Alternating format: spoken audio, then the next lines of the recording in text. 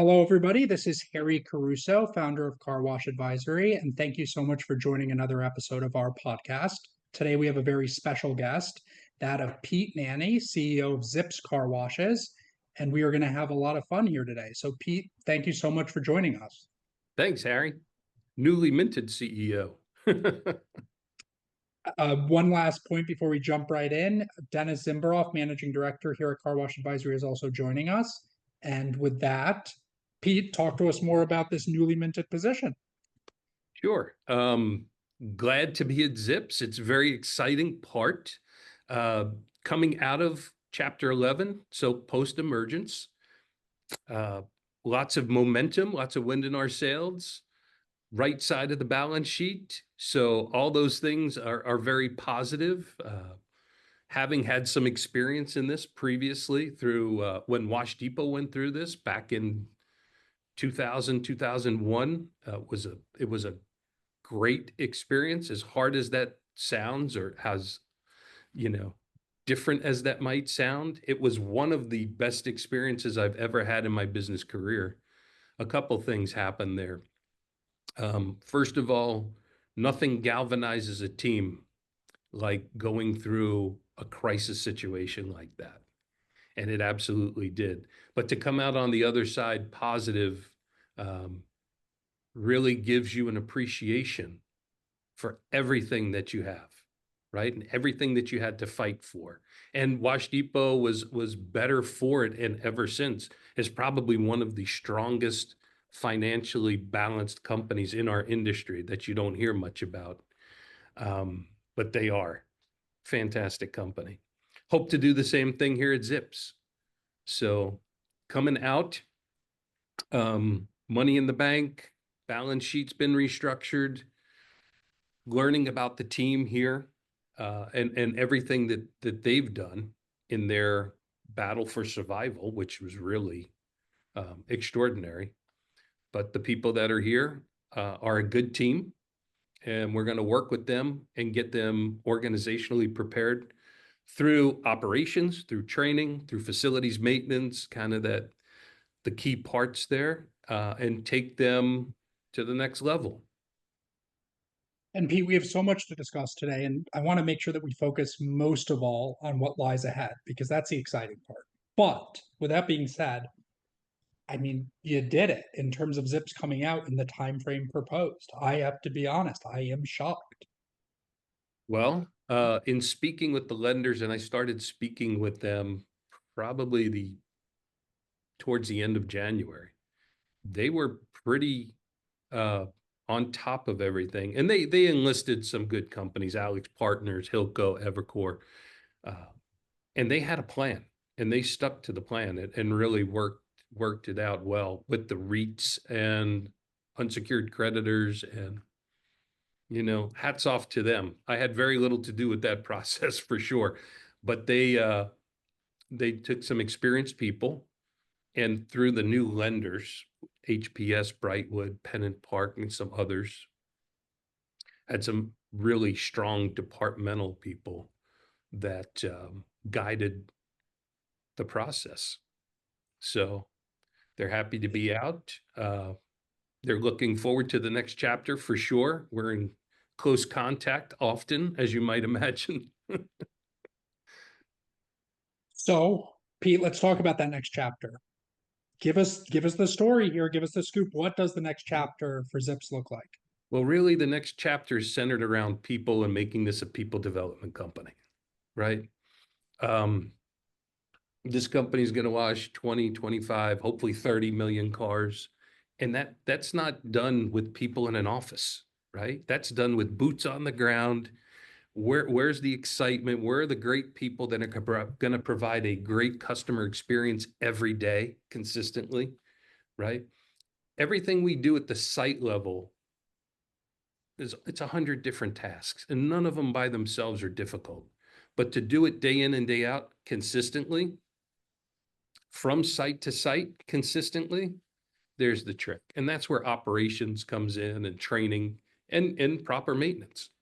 So one of the first things we're going to do is stand up a robust training platform, an LMS, learning management system, that will encompass not only technical training, but culture, expectations, how to work with each other, how to work with customers, things of that nature that will make the experience at each one of our sites better.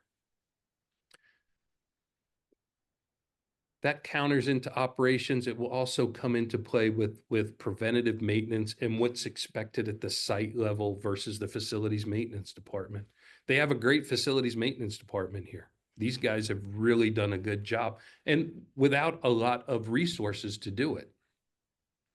So now deferred maintenance, right? That'll be taken care of here.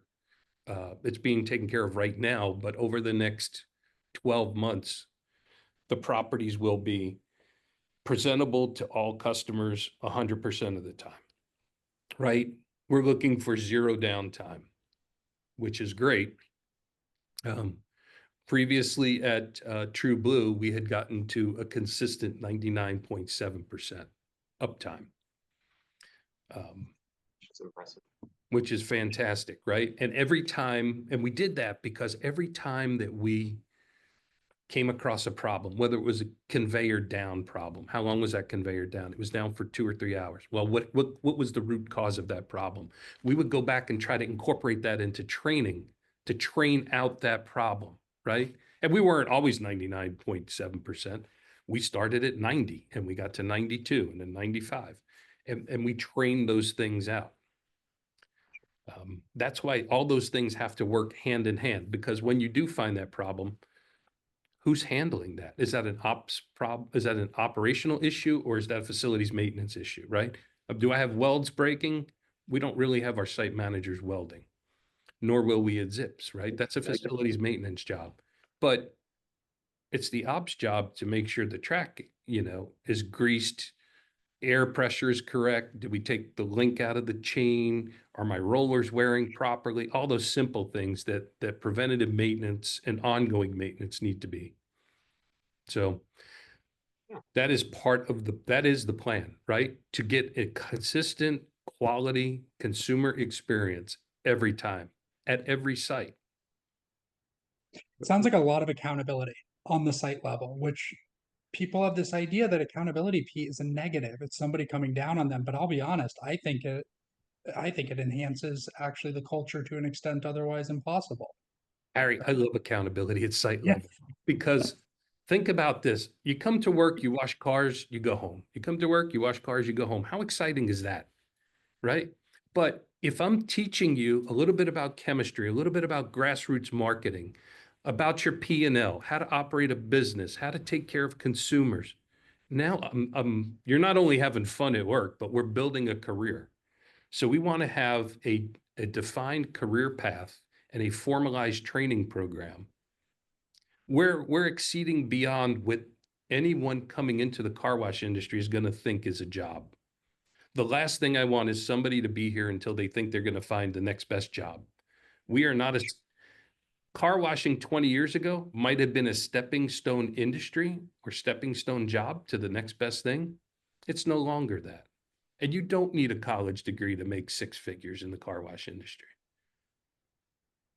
Talk to me more about the culture. So I think that this is fantastically exciting. Here we are with, and I'm no sort of offense or disrespect whatsoever to everything that ZIPS has done to date because it has been fantastic. But coming into a situation where you have a company of this size and scale that is almost a blank canvas in terms of culture, what's the goal in terms of what is the pro forma culture of ZIPS supposed to be? I wish it was a blank canvas.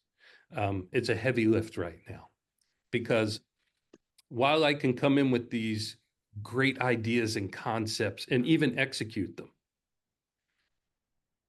the folks that have been here, that have been through this, and we saw this at Wash Depot as well. Show me the money. Show me what you're going to do, right? They're not going to believe it until they see it. They've had some promises made that weren't followed through. So right now, all eyes are on myself and the executive team and the ops team and the facilities team to see if we're going to carry forward with our promises, And one thing I can tell you that I learned from Greg Anderson, who's the CEO of Wash Depot, is you keep every promise you ever make. That being said, we're going to make very few promises. I think that's the right way to do it, right? That's the only way to do it. It is. So we're going to look for some quick wins, some things to build back culture, some employee perks that we can do that don't cost a lot. Focus groups, for example. How about we just ask the employees, the team members at site level, what do they think would make this company better? It goes a long way to correcting what's wrong. It also goes a long way into building the culture, like, hey, someone's actually going to listen to me. Now, whether that happened before or not, I can't tell you because I wasn't here. But As a side note for our listeners, because I just cannot not say this, we were interviewing a candidate for a financial analyst position today. I kid you not, the words that came out of their mouth. What didn't you not like about your last role? I'd like to work somewhere where people care that I work there. That's what they said. I thought it was simple, yet resoundingly clear. And it's funny how quickly that can become not so the case. it's huge and it goes into retention. You know, it's 22% of people leave their job because of money. It's typically not because of money. It's because of who your direct supervisor is, or the culture of the company, or no one's listening to me, or I don't feel like I can develop here. Those are huge. So, how do you, and I don't mean to harp on this, but just because goodness knows what an interesting topic for listeners, how do you provide a upward verticality for site level employees at a car wash company? So it's actually a tree because the tree is operations, it could be maintenance, it could be training, it could be sales, it could be to the corporate office. So there's this career development tree. Okay. Now, traditionally, people are going to move up. They're going to come in as a team member. They're going to move into sales, supervisor, assistant manager, manager, district manager, traditional. Okay. But then you have that person that every time the maintenance guy is there, the maintenance tech is there, he's following them around going, hey, what are you doing?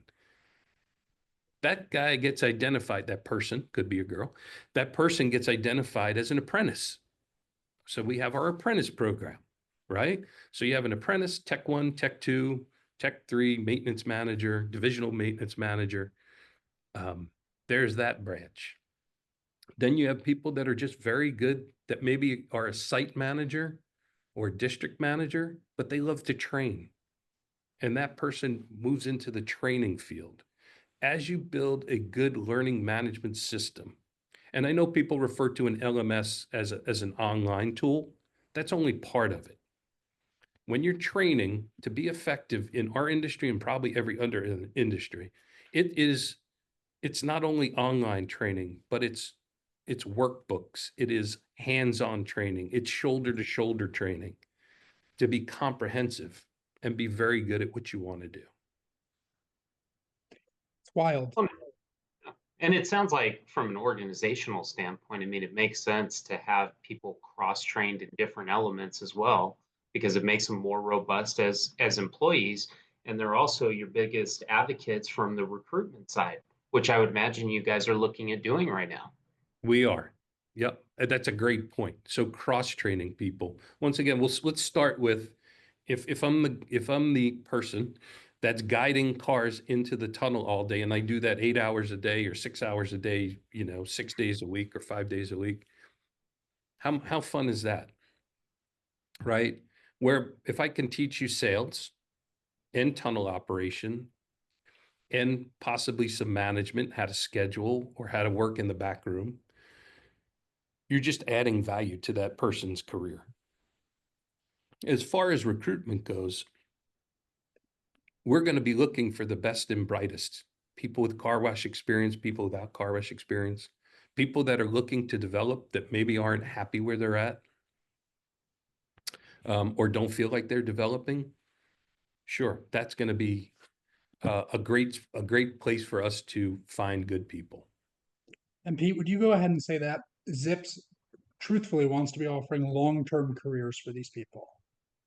You Yes. touched on it earlier. That's the goal, right? So yes, that is the goal, and that's how you scale a business, which let me head into that because we are looking to scale a business.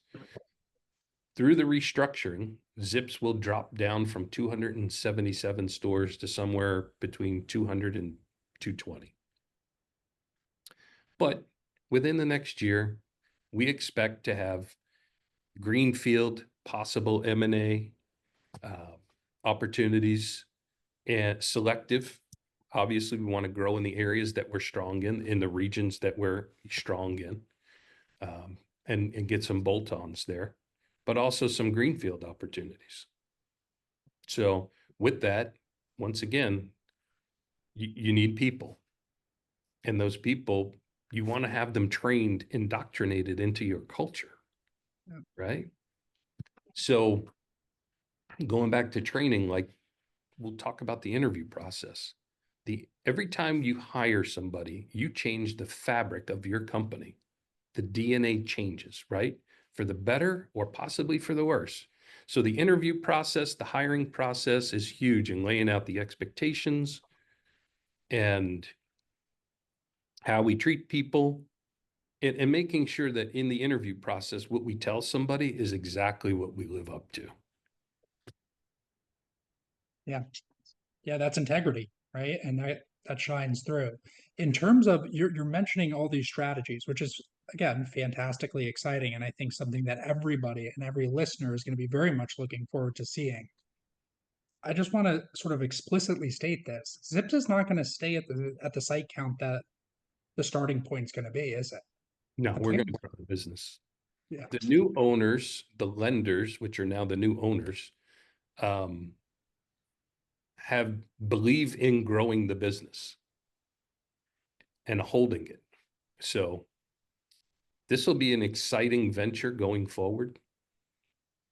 They understand where the investment has to be: investment in training, investment in facilities maintenance, deferred maintenance, investment in staffing the properties properly, and making sure that that customer experience is consistent along the way at every store.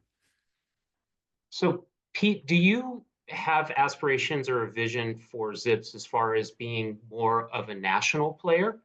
Or do you feel like it would be more of like a super regional, focusing, say, as an example, Southeast? Or what's kind of your feel for that? Dennis, great question.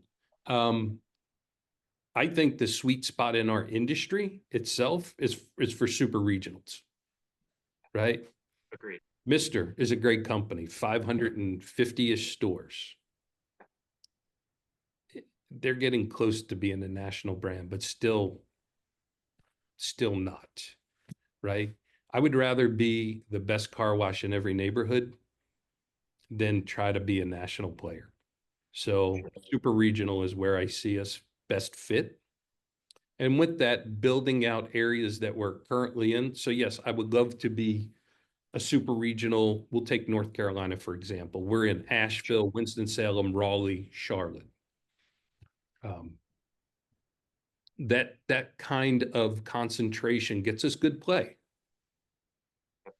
So maybe expanding between Raleigh and Winston-Salem, there's Greensboro, Burlington, that whole area, that whole I-40 corridor, we'll call it. I can see it's building out there. Where we're in Myrtle Beach, Hilton Head, I can see us building out South Carolina.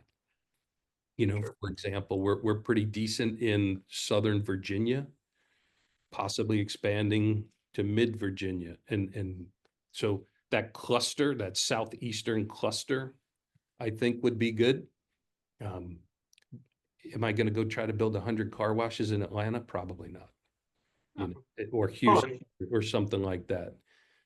We've talked about in generalities, not with ZIPS, but take a MSA or like Houston, right? It's very hard to own a market like Houston, but you could own a quadrant. So Sure. Yeah, no, it makes sense, especially from brand synergies, basically getting that spider web effect. I think North Carolina and South Carolina are great examples.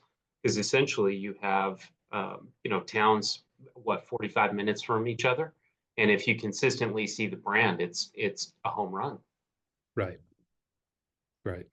But being that synergistic player in a local market where you live, work, play, shop, that's where it's at. It's no Pete, let me ask you on that note. So very often, one of the conversations that gets brought up in the industry is the benefit of being exactly what you're saying, the neighborhood wash. You're local in the community, you're entrenched in that community. Question I have for you that I'd love, and I think most listeners would love to get your opinion on is it possible to get all that benefit of being the community wash while still flying the banner of a ZIPS or a Mister? If done properly, can you still have that benefit? Absolutely. I think it's disassociative. Okay. I think people they're still looking at it as the local car wash. If it happens to be a Mister or a Zips or a Quick Clack or whatever it is, even though it's a bigger brand.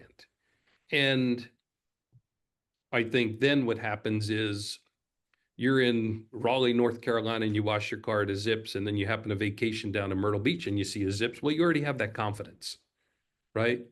I think there's very little overlap in that as far as nobody's buying a membership because I can use it in Myrtle Beach, even though I live in Raleigh. Okay. I But would hope not. it's a nicety. It's a nice to have. Yeah.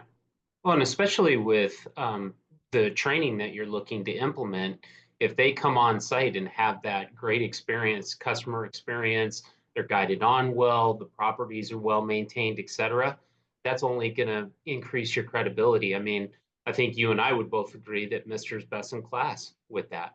True They blue. really are. Yep. I mean, Systems Mister's made a generated. staple on Yep. They've done a fantastic job with that. that. Yeah. So Pete, you bring such a unique perspective. How long have you been in the industry, all in all? Well, I just tell people north of 30 years at this point. It's been North a of 30 while. years. I grew So up in the industry, yes. so this question that seems to become, almost perennial, if you will, of are we oversaturated? Is there white space? Is there room to grow? Are there too many car washes in the country? Coming with the background and the perspective that you have, given Wash Depot and everything before and in between, what's the answer to that question? You missed my great ICA panel discussion, I Harry. did. I did. But that's because you were doing your own session, which I heard went very well. Thank you. There's room for everybody. There are some markets that are saturated, but what you're starting to see now are the better operators coming out and really concentrating on improving their operations, shoring up what they already have, as opposed to trying to build 20 or 30 more. I think that with the cost of capital right now, people are reassessing ROI before they jump in and build 5 at a time, right? Or just reassessing if they build one. Yeah. So there's that. What I think you're not going to see for the next 5 years are the people that came in just to build and turn, because those people are sitting on some properties right now they're trying to sell. And they're getting a realistic approach to what the multiples are, right? The 15, 16, 18 multiples are not going to happen. No, No, I don't think so. I I don't think so. I don't think so. You don't think so either. I think they're 10s, and your really good properties are going to be 12s, maybe a little north, depending on how bad somebody needs it, if it really complements their already existing footprint.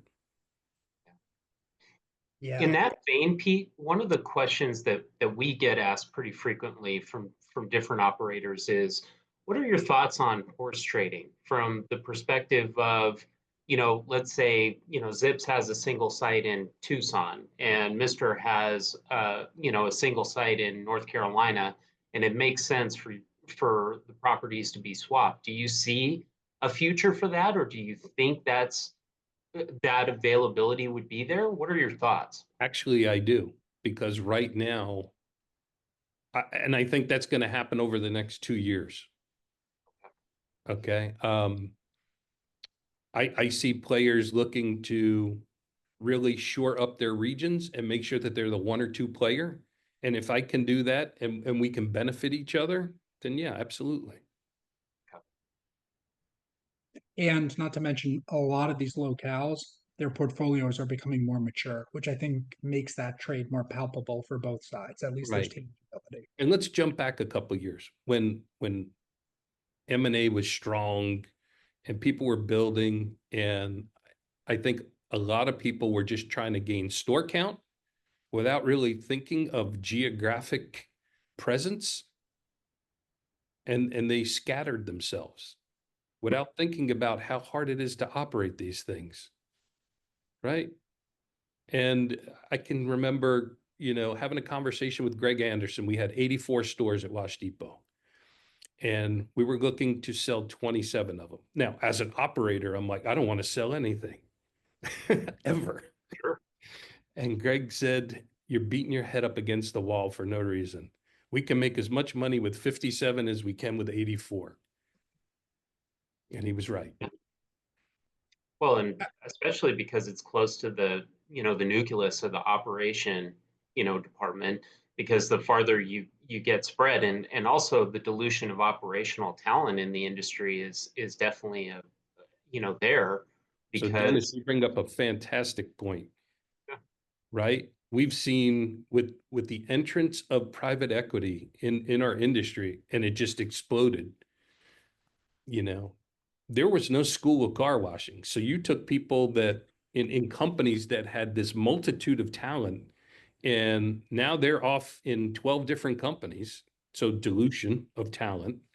And then as we grow, those people get elevated. They're away from the customer. They're not facing the customer anymore. And you're bringing in this talent, which doesn't have the tenure. Hence the real need for knowledge and learning management systems. So what's happened is the knowledge that we used to pass down to each other, right, is now into a learning management system because we have to train 100 people in 100 different locations. So well, that's how systems have changed to help us with the growth in our industry, which is fantastic. Look, I was telling somebody yesterday, like 15 years ago, this wouldn't be the conversation. The conversation would be, how do we promote professional car washing versus at-home car washing? We don't have to do that anymore because we have educated the consumer through the growth in our industry that washing your car has become the fabric of America. Right? So it's pretty commonplace. And the next generation growing up that hopefully buys a car will already have that kind of ingrained. great. Crazy to think about. It really is.